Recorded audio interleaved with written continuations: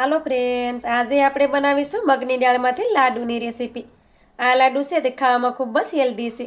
આ લાડુ નાનાથી લઈ મોટા સુધી બધાને ભાવશે। આ લાડુ એકદમ સોફ્ટ બને છે। જેના દાંતો નબળા હોય તે પણ આ લાડુને ખાઈ શકે છે। ખાવામાં તો આ લાડુ છે તે એકદમ ટેસ્ટી લાગે છે। તો આ રીતે તમે પણ લાડુ ચોક્કસથી બનાવજો। તો ચાલો રેસીપી બનાવવાનું ચાલુ કરીએ। તેના માટે આપણે એક વાટકો ભરી અને મગની દાળ લીધી છે। હવે આપણે એક મોટું વાસણ લઈ લેશું અને દાળને આપણે તેમાં નાખી દઈશું। હવે તેમાં આપણે પાણી નાખશું અને દાળને આપણે સારી રીતે પાણીથી ધોઈ લેવાની છે। દાળને આપણે પાણીથી સારી રીતે ધોઈ લીધી છે અને તેમાંથી પાણી પણ આપણે કાઢી નાખ્યું છે। હવે આપણે આ રીતે મોટી ગળણી આવે છે તે લઈ લેવાની। તેને આ રીતે કોઈ પણ વાસણ હોય તેની ઉપર રાખી દેવાની। હવે તેમાં આપણે દાળ નાખી દઈશું, જેથી કરી તેમાં વધારાનું પાણી હશે તે બધું જ નીકળી જશે। આ રીતે આપણે બધી દાળને ગળણીમાં રાખી દીધી છે। હવે આ રીતે દાળને આપણે થોડી ફેલાવી દેવાની। હવે આપણે દાળ છે તેને આપણે પંખાની નીચે રાખી દઈશું, જેથી કરી દાળ આપણી સારી રીતે કોરી થઈ જાય। થોડી વાર પછી જોઈએ તો દાળ પણ આપણી સારી રીતે કોરી થઈ ગઈ છે। હવે આપણે દાળને શેકવાની છે, તો દાળને આપણે એક પેનમાં નાખી દઈશું। હવે આપણે દાળને આ રીતે હલાવતા રહી અને દાળને આપણે શેકી લેવાની છે।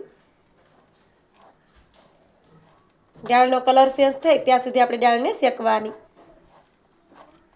દાળને આપણે આ રીતે હલાવતા રહી અને શેકી લીધી છે। હવે આપણે 6 ચમચી જેટલું ઘી લીધું છે, તેમાંથી આપણે અડધી ચમચી જેટલું ઘી છે તેને દાળમાં એડ કરી દઈએ। હવે દાળને આપણે ઘીની સાથે સારી રીતે શેકી લઈએ।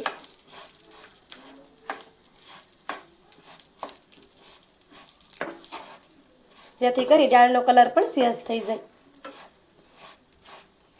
દાળને આપણે ઘીની સાથે પણ સારી રીતે શેકી લીધી છે।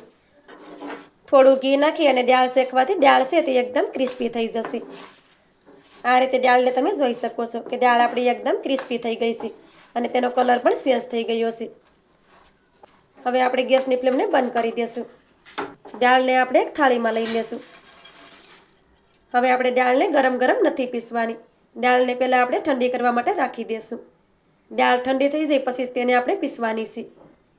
દાળ પણ આપણી સારી રીતે ઠંડી થઈ ગઈ છે। હવે આપણે મિક્સરનું જાર લેશું અને દાળને તેમાં નાખી દઈશું।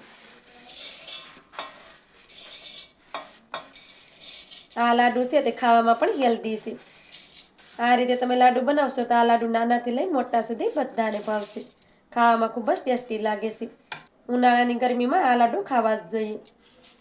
હવે આપણે ઢાંકણને બંધ કરી દઈશું અને દાળને પીસી લેશું। દાળને આપણે સારી રીતે પીસી લીધી છે। દાળને તમે જોઈ શકો છો આ રીતે તેનો દરદરો લોટ બની અને રેડી થઈ ગયો છે। હવે આપણે એક કડાઈ લઈ લેશું। કડાઈને આ રીતે ગેસ ઉપર રાખી દીધી છે। હવે તેમાં આપણે 2 ચમચી ભરી અને ઘી નાખી દઈશું। અત્યારે આપણે બધું ઘી એકસાથે નહીં નાખવાનું। આ લાડુ છે તે બહુ જ ઓછા ઘીમાં બનીને તૈયાર થઈ જાય છે। ઘીને સારી રીતે આપણે ગરમ થવા દઈએ। ઘી આપણું સારી રીતે ગરમ થઈ ગયું છે। હવે તેમાં આપણે બધો લોટ નાખી દઈએ।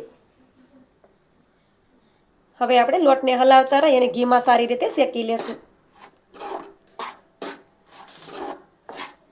દાળને આપણે સારી રીતે શેકીને લીધી છે, એટલે આપણે લોટને વધારે પડતો શેકવાની પણ જરૂર નહીં પડે।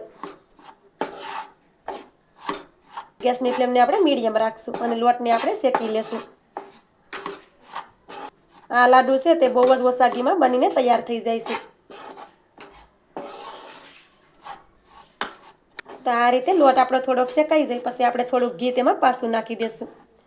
તો હવે તેમાં 1 ચમચી ભરી અને ઘી આપણે નાખી દેવાનું।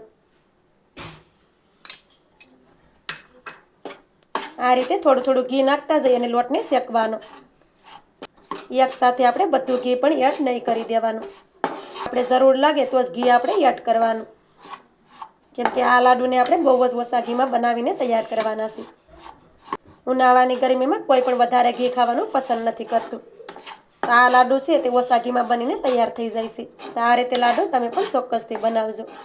મારી ચેનલ પર તમે નવા હોય અને હજી સુધી મારી ચેનલને તમે સબસ્ક્રાઈબ ન કરી હોય તો સબસ્ક્રાઈબ કરી દેજો અને મને સપોર્ટ જરૂરથી કરજો। આ લાડુ છે તે નાનાથી લઈ મોટા સુધી બધા માટે હેલ્ધી છે. તો આ રીતે તમે જોઈ શકો છો કે આપણો લોટ છે તે સારી રીતે શેકાઈ ગયો છે અને તેનો કલર પણ આ રીતે ચેન્જ થઈ ગયો છે. હવે આપણે લોટને આ રીતે એક સાઈડમાં કરી દઈએ અને તેમાં આપણે બધું ઘી નાખી દઈએ આ રીતે.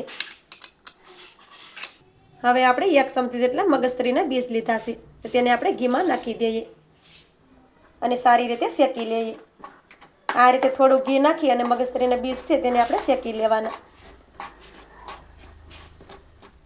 તો આપણા બી પણ સારી રીતે શેકાઈ ગયા છે. હવે તેને લોટની સાથે સારી રીતે મિક્સ કરી દઈએ.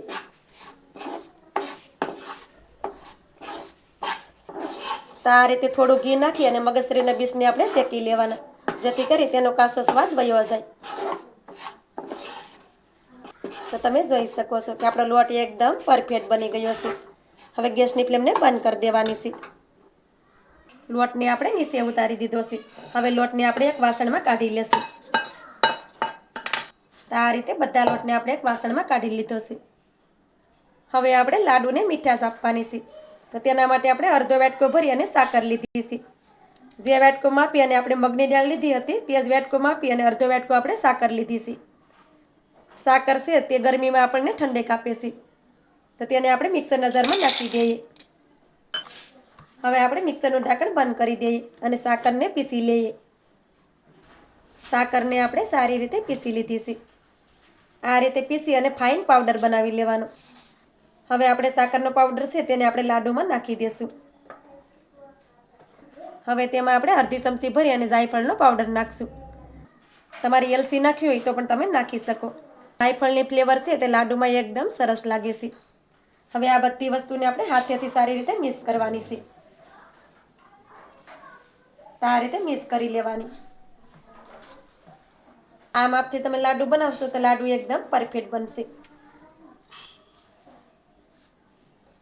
સાકરને આપણે સારી રીતે મિક્સ કરી દીધી છે. મિશ્રણને આપણે આ રીતે મસળી લીધું છે. આ રીતે મસળવાથી આપણા લાડુ છે તે એકદમ સોફ્ટ બનશે. તો આ રીતે મિશ્રણને મસળી લેવાનું જેથી કરી લાડુ આપણે એકદમ પરફેક્ટ બને. હવે તેમાંથી આપણે લાડુ બનાવી લઈએ. તો આ રીતે થોડું થોડું મિશ્રણ આપણે હાથમાં લેશું અને તેમાંથી આપણે લાડુનો શેપ આપી દઈએ. તો આ રીતે આપણે નાના નાના લાડુ બનાવશું. તમારે મોટા લાડુ બનાવવા હોય તો પણ તમે બનાવી શકો. તો આ રીતે લાડુને તમે જોઈ શકો છો કે લાડુ આપણો એકદમ પરફેક્ટ બન્યો છે. આ રીતે બનાવશો તો લાડુ એકદમ પરફેક્ટ બની જશે. હવે આપણે લાડુની એક થાળીમાં રાખી દઈએ. હવે આપણે આ જ રીતે બધા લાડુને બનાવી અને રેડી કરી લઈએ. આ રીતે આપણે બધા લાડુને બનાવી અને રેડી કરી લીધા છે. લાડુને તમે જોઈ શકો છો કે લાડુ આપણા એકદમ પરફેક્ટ બન્યા છે.